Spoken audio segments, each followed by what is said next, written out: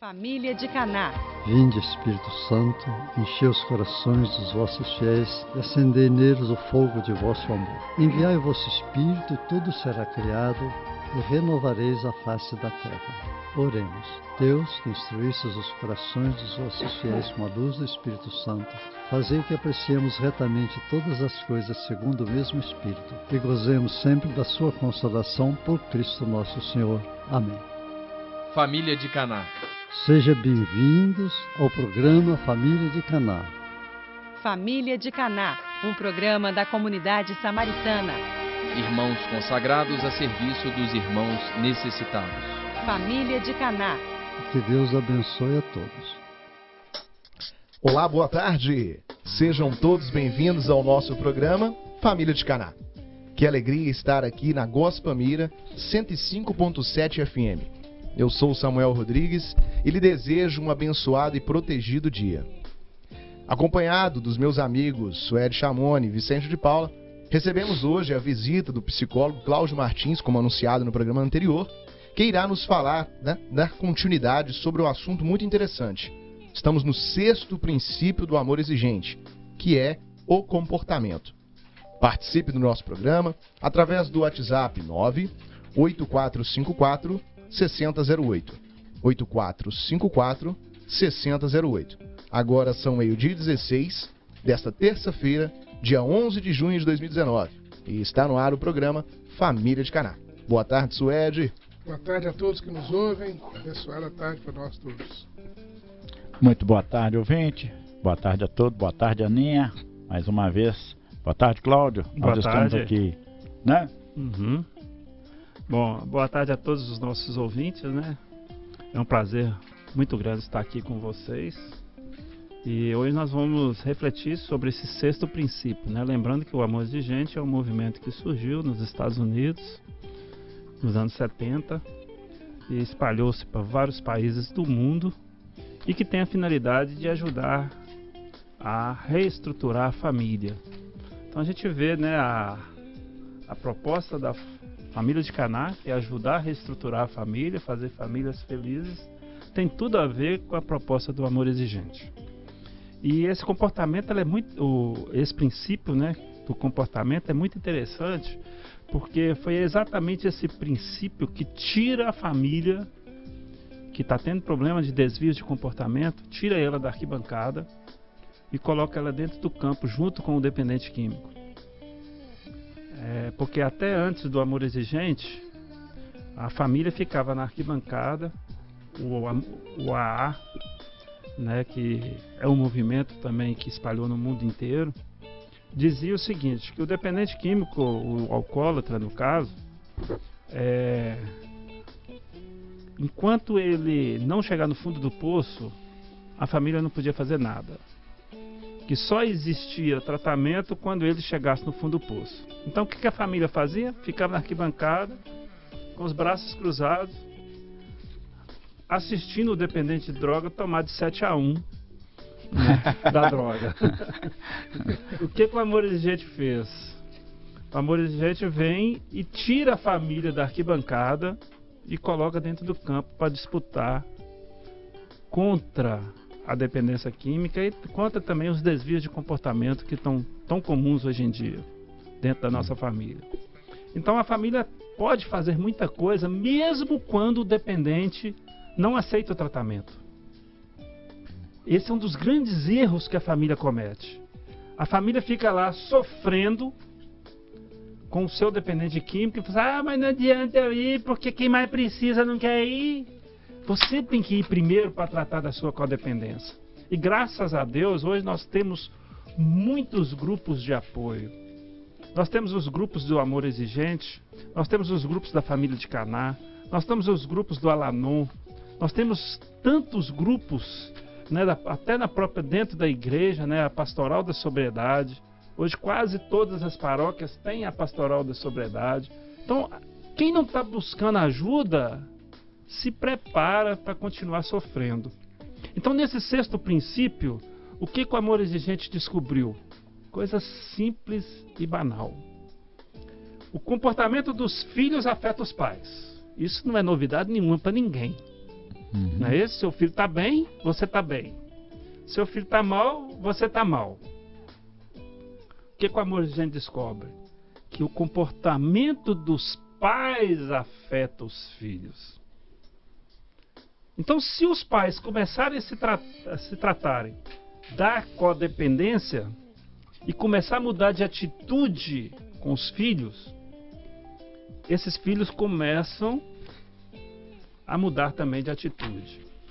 Pode falar, Sueli. Só para esclarecer, né? Mas tem muitas pessoas que não sabem o que é codependência. Isso. Vou dar uma clareada nessa. A maneira mais simples que eu encontrei de explicar a codependência, que todo mundo entende, é: o dependente fica 24 horas atrás da droga.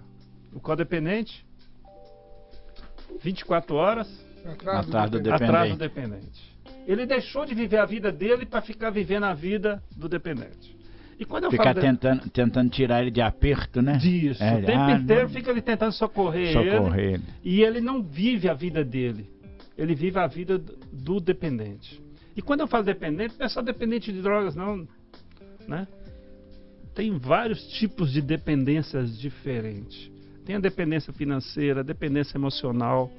Né? E esse princípio do amor exigente, que o comportamento dos pais afeta os filhos, a gente pode estender que o comportamento do marido afeta a esposa, o comportamento da esposa afeta o marido, o comportamento do patrão afeta os seus funcionários e o comportamento dos funcionários também vai afetar o seu patrão. É o que Jesus chama de corpo místico, né? O corpo místico. Corpo místico, ou seja, não importa em qual posição que você está no contexto de família, no contexto de trabalho, de igreja, o seu comportamento é necessário e interfere um no outro juntamente. Porque nós somos um corpo, né? Então, nós somos um corpo que o que nós estamos falando aqui, por exemplo, vai estar interferindo na vida de milhares de ouvintes. Então nós não estamos isolados no mundo. E agora a gente está vendo um movimento, né, dos jovens achando que quer a independência, que quer a liberdade, que é a liberdade, que é a liberdade. Mas essa liberdade que eles estão querendo não existe. Eu não tenho liberdade, né, se está fazendo calor, eu não tenho liberdade de tirar minha roupa toda e sair andando nu pro meio da rua. Porque você tem uma convenção social que estabelece regras de convivência. Né? E se eu não seguir essas regras, a sociedade vai me punir diante disso. E não tem jeito da sociedade viver sem regras. Não tem jeito, né? Não tem jeito. Uma vez eu ouvi uma reflexão, só um parêntese, do trem-bala lá, né? O trem-bala ele faz 300 km por hora. Mas ele só faz isso porque ele está preso. Isso. Ele está preso num trilho. Então, se o jovem quer uma liberdade, ele precisa de ter pelo menos, né, esse referencial do que é a liberdade. Isso. Né? O trem-bala é um bom exemplo. Um bom exemplo também é a energia elétrica. A energia elétrica, quando sai do controle, vira curto-circuito. Os elétrons, né, eles perdem o rumo para que lado que eles vão seguir. E é o que está acontecendo na nossa família, na nossa sociedade. Está acontecendo um curto-circuito. Porque as pessoas estão ultrapassando os seus limites. E aí o amor exigente vem convidar a família a começar a se tratar primeiro. E é interessante que na nossa cultura, o que tem acontecido? Isso a gente vê isso com muita clareza, né? A gente no consultório, a gente vê assim, quando você vai atender a esposa fica 50 minutos falando mal do marido. Quando você vai atender o marido separado, ela fica 50 minutos falando mal da esposa. Aí eu pergunto, por que vocês estão 30 anos juntos? Né? E enquanto eles estiverem fazendo isso, o casamento deles não evolui. Porque eu não consigo mudar o Vicente, nem o Vicente consegue mudar o Cláudio. O Vicente consegue mudar ele só, certo? Com a mudança do Vicente, eu vou receber a influência dessa mudança. Aí cabe a mim se adaptar a essa mudança ou não. Eu vejo isso com uma clareza enorme no consultório, quando eu começo a atender, por exemplo, eu tenho um caso, ela deve estar escutando a gente, que é de uma esposa. Eu estou tratando só dela. O marido não foi. Né? Quer dizer, foi só uma vez. A mudança de atitude dela foi tão impressionante, mas tão impressionante quando ela começou a tratar dela, né? Que o marido dela foi lá na reunião para ver o que estava acontecendo com a esposa dele. Que a esposa dele tinha ficado mais calma, parou de ficar gritando, parou de fazer isso. Ele começou a diminuir a bebida, né? Quando ele percebeu que a esposa dele tinha começado a mudar de atitude. Então aquela esposa que vivia xingando, que vivia ligando 200 vezes para ele, enquanto ele não voltava para casa, aquela esposa começou a mudar essa atitude, né? Ele começou a mudar também.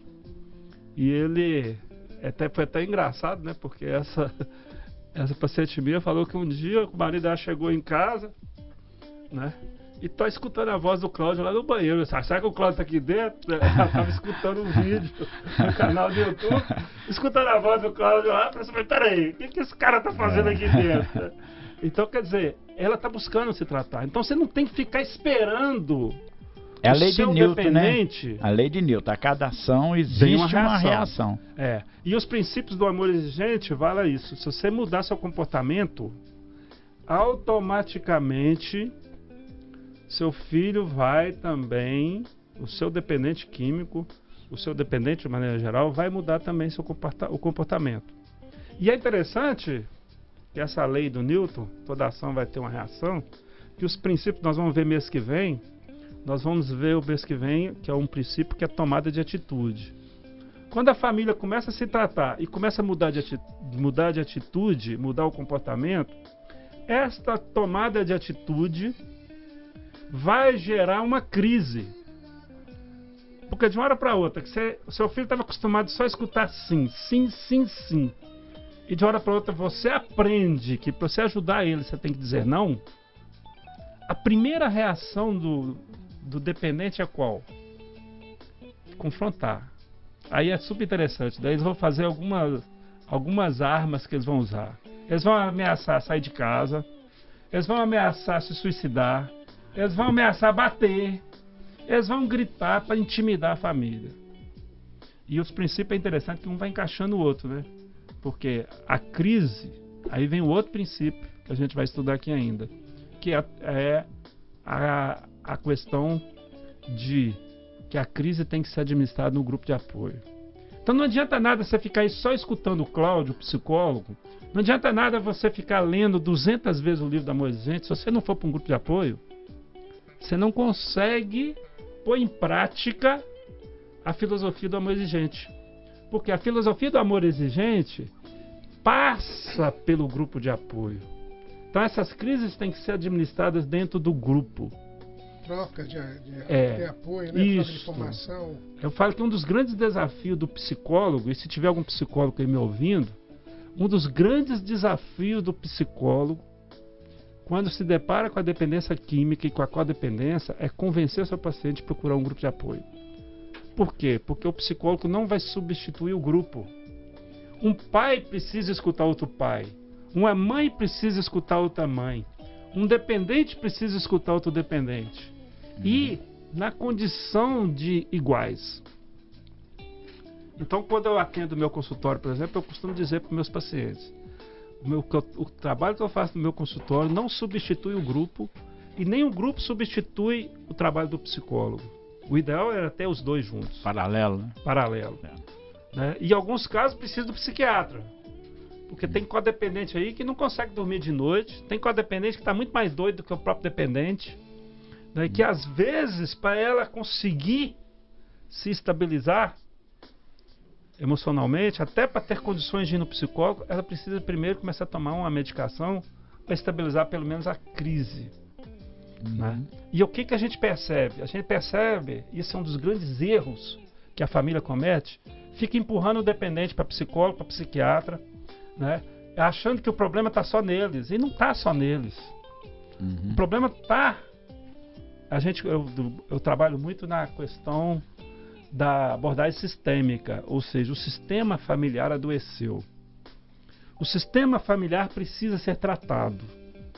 E quando a gente começa a alterar essa dinâmica desse corpo familiar, né, é impressionante. Eu já tive casos, graças a Deus, de dependente de droga, começar a parar de usar droga. Alguns eu nem conheci, Outros eu atendi 1, 2 vezes. Às vezes eu dispenso o dependente para atender a família. E você sabe o que muitas vezes acontece? Sabe, Sueli? Quando eu faço isso, a família procura outro psicólogo. Porque a família não quer se envolver. Você tá cobrando demais, né? A família acha que o problema tá só no meu menino que tá usando droga. Então ela procura outro psicólogo, porque ela quer pagar, eu falo que é o terceirizando o tratamento. Né? Mas ela quer ouvir coisa agradável, ela não quer ouvir coisa desagradável. Aliás, ninguém gosta disso, né? A gente vê isso na família de Caná. Muitas vezes as famílias chegam lá, a familiar chega lá, entrega o dependente e fala assim, toma que o filho é seu, cuida aí, resolve pra mim que eu tô fora. Uma vez eu atendi o telefone, há muitos anos lá no Caná, nunca esqueci esse telefonema que eu recebi. O telefone tocou, não tinha ninguém para atender, né? O telefone lá, era à noite, na secretaria, que era naquela sala lá da frente. Daí eu fui atendi o telefone. A mulher não me deu boa noite. A mulher não perguntou quem estava falando. A mulher só perguntou assim, já foi direto. Quanto vocês cobram para ficar com meu filho? Para ficar com ele. Aí eu virei para ela e falei assim, seu filho tá à vinda? Né? Aí ela falou, não, porque meu filho tá usando droga, que não sei o que eu fiquei sabendo que vocês têm um trabalho, que eu queria saber quanto é que vocês estão cobrando. Aí eu virei para ela e falei assim, que era um salário mínimo, né? Falei, o quê? Eu pensei que ela tava achando que era muito, né? Aí eu falei assim, mas por quê? O que a senhora tá falando? Eu já ia falar com ela da possibilidade de fazer avaliação social. Com um salário mínimo, vocês não têm tratamento nenhum para oferecer para um dependente químico, para meu filho, não. Porque ela achou que R$1.000 era pouco. Deve ser uma pessoa que tem um poder aquisitivo maior. E totalmente que não deve nem conhecer o filho dela, né? Não deve nem... E na verdade isso é um grande equívoco, porque o tratamento do dependente de droga, eu me lembro de um médico que passou, né, lá pela família de Caná. Continua conosco até hoje. Continua conosco até hoje, já deve ter mais de 10 anos que está sóbrio, né? Uma vez eu pedi para dar um depoimento para a família.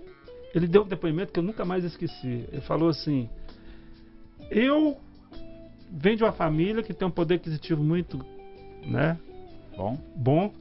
Passei pelos melhores médicos, os melhores psicólogos, as melhores clínicas do Brasil. Ah, sim, Você já escutou ele falar isso, né? A inchada que aí pegou na inchada. Eu nunca podia imaginar que a minha sobriedade estava num cabo de inchada.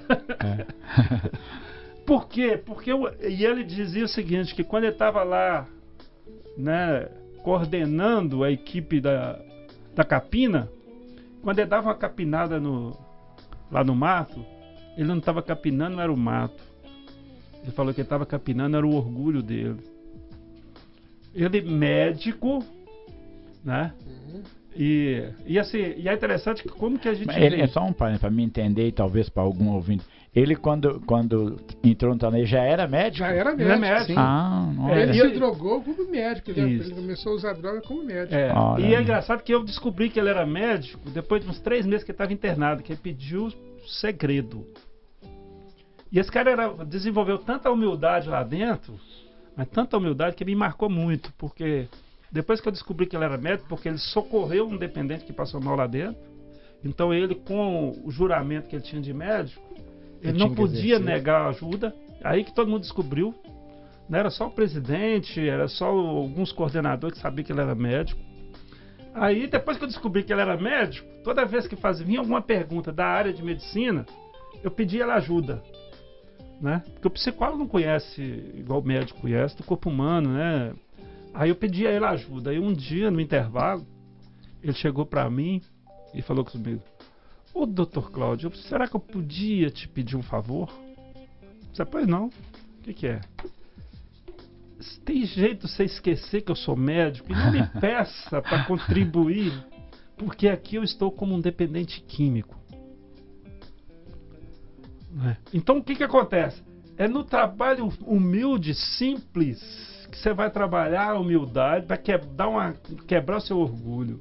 Então quando a família começa a mudar essa atitude da família, mudando o comportamento, né? O dependente começa a responder. E o que é mais doido, você sabe o quê? O que é mais incrível é que o dependente está pedindo, pelo amor de Deus, para você como pai, você como mãe, você como esposa, Tomar uma você como atitude, filho, né? mudar o seu comportamento com ele. Ele está pedindo, pelo amor de Deus, para você colocar um limite na loucura dele. Então, e para você conseguir fazer isto, você tem que tratar primeiro da sua doença. Porque se você estiver frágil, você vai continuar sendo manipulado pelo seu dependente químico. E o AA fala uma coisa que é muito importante, que a doença é progressiva, de fins fatais. E o dependente, assim, quase todos os exemplos que eu tive, inclusive na minha família, parece que eles desenvolvem a arte de manipular o outro, não parece? PhD. PhD desenvolve. Às vezes eu tenho um parente mesmo que ela assim, extremamente rígida nas coisas e tal, mas o menino dela domina ela com uma facilidade danada. Isso, por causa da codependência. Ela não tratou ainda. Ela não se tratou. Então, e o que é mais interessante é o seguinte, que pode acontecer, eu já vi casos desse tipo, que é raro, que a família faz tudo certo, aprende, muda de atitude, gera crise, certo? E o dependente faz a escolha da droga. É raro, né? Mas acontece. Mas mesmo assim ainda tem vantagem, sabe por quê? Porque você não está morrendo junto com ele. Você conseguiu sair da sua codependência, você está tratando de você, você fez, tenha consciência tranquila que você fez a sua parte, sua parte, né? E você está preparado para o dia que ele pedir ajuda, você ter condições de ajudar.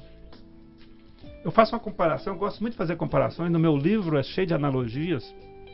Eu falo, quando a pessoa está morrendo afogada, como é que você vai ajudar ela? Se você pular junto com ela, você morre. Mas você tem que saber nadar, né? Então o que acontece? Você está lá na beirada da praia, aí você vê seu filho morrendo afogado lá. Se você for só com o seu amor de pai, vai morrer os dois. Você vai morrer os dois. Certo?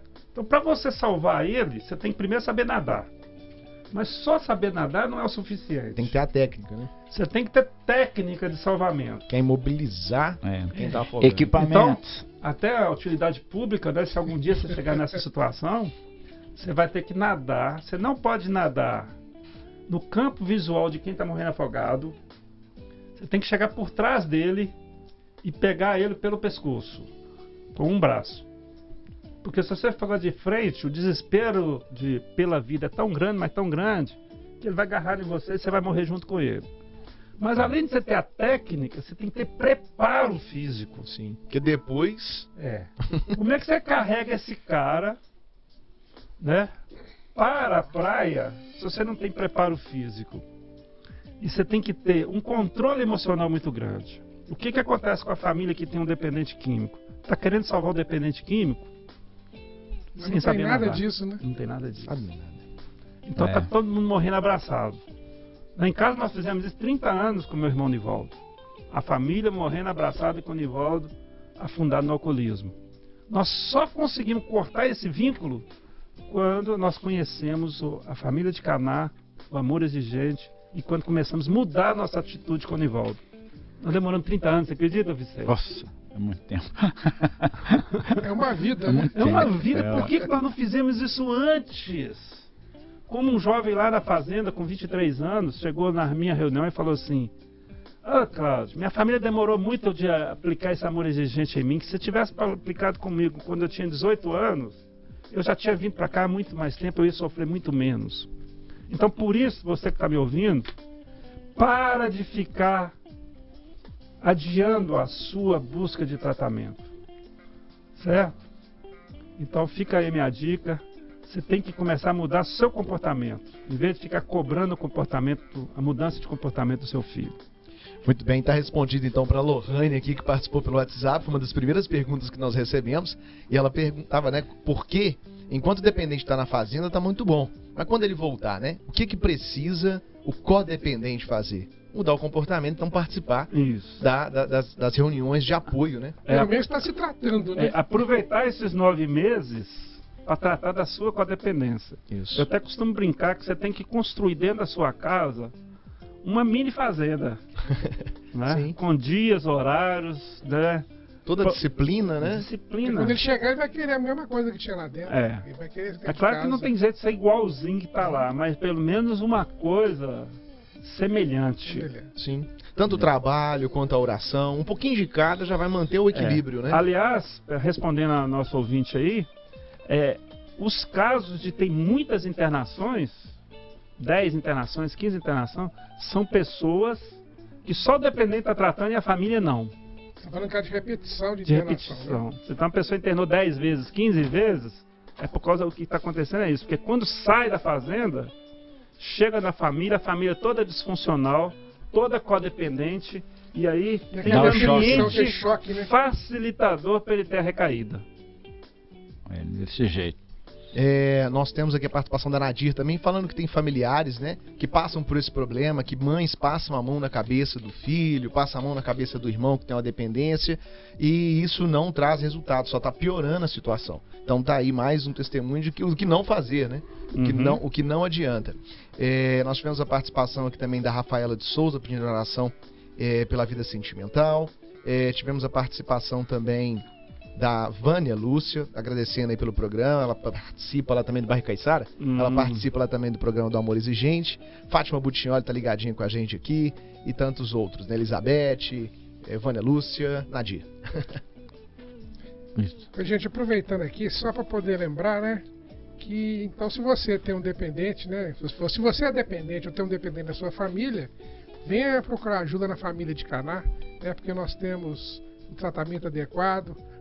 Temos comunidade terapêutica para homens, para mulheres, para adolescentes masculinos, né, na faixa de 12 a 17 anos.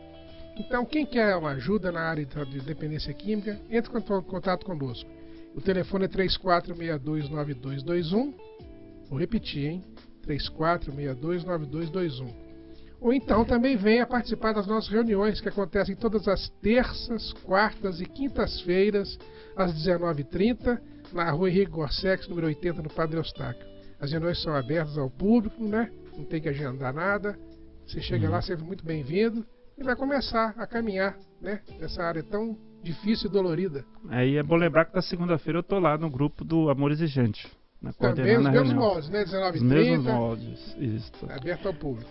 E nós vamos lembrar também que no dia 29 e 30 tem mais um encontro de revisão matrimonial, né? Então você aí tá com o seu casamento aí, ó, né? Lembra aqui do que o Cláudio falou, né? Ficar discutindo não resolve. Vamos lá tratar nosso casamento, né? Criar forças, criar armas pra gente lutar mudar o nosso comportamento. Isso, mudar o comportamento. Então é uma grande oportunidade, é dia 29 e 30 de junho, né? Mais um encontro de revisão lá da família de Caná. Ok? Podem fazer sua inscrição, o número é o mesmo, 3462-9221, tá? Lá na família de Caná. Mas o casamento precisa estar em crise também, não. Não precisa. Né? O casal inteligente, ele busca também se prevenir, né? Antes do problema chegar, ele vai buscar ajuda. Então, esse encontro de revisão matrimonial também tem essa finalidade. É por isso que chama revisão matrimonial, né? Carro precisa de revisão, ainda mais a vida da gente. Periodicamente. Okay? Eu queria mandar um abraço aqui especial para o Matheus e para o César, lá do nosso grupo Renascer, que fizeram aniversário essa semana. Um grande abraço, né? Aqui da família de Caná. Ok? O Cláudio, rapidamente responder, porque o nosso tempo já está terminando. A amada de Deus, um ouvinte, está aqui perguntando para a gente que deve ser a dificuldade de outros jovens também em outras famílias. Você ou o Caná consegue atender e ajudar os dependentes de jogos online? Na verdade, a dependência, qualquer que seja ela, é uma dependência química, mesmo jogos online. A gente está chamando agora de as drogas eletrônicas. Então, ela pode procurar o Amor Exigente, sim, que a gente tem condições de ajudar muito. Primeiro passo, então, tá? Pode me procurar também no consultório, começando, inclusive, a atender, às vezes, os pais. Ótimo, muito bem. Então tá respondido aí para outros ouvintes também. Se estiver precisando, procura o Amor Exigente, que já é o primeiro passo, e depois aí vai se encaminhando aí. Primeiro os familiares, depois vão envolver o dependente, então. Tá ok? Ele vai acabar caminhando, né? Aliás, se ele está pedindo ajuda, né, que dificilmente um jovem viciado online aí vai pedir ajuda. Né? Então a gente vai ter que gerar uma crise na vida dele para ele resolver mudar de atitude. Muito bem. Estamos na hora? Infelizmente nosso tempo acabou, né? Queria agradecer a oportunidade aí que a rádio nos deu, que a família de Caná nos deu. Lembrando, né, você pode acompanhar o nosso trabalho no nosso site, jornalcriartevida.com.br, e também as palestras. Tem mais de 150 palestras lá que a gente aborda esse tema com maior profundidade. E daqui uns dias nós vamos estar também com esse programa de hoje lá no nosso canal, que é o canal Criarte Vida, o canal da sobriedade. Ok. Muito agradecido, Cláudio. Então, meus queridos ouvintes, né? Desejando muitas bênçãos e muita alegria para todos. Finalizamos mais um programa Família de Caná. Fiquem ligadinhos na Gospel Mira. O nosso programa vai ao ar todas as terças-feiras, ao 12h15. E claro, né? Nós contamos sempre com a sua audiência, a sua participação. Na mesa técnica tivemos trabalho da Ana Beatriz. Obrigado, Aninha. E esse programa teve a participação do Vicente de Paula, do Samuel Rodrigues e do Suede Chamoni. Nosso muito obrigado aos ouvintes pela participação, todos os pedidos colocados no colo da Gospel e da Nossa Senhora de Caná. Abençoada semana, até terça-feira que vem. Nossa Senhora de Caná, rogai por nós que sempre precisamos de vós. Desejamos a todos saúde e paz. Família de Caná.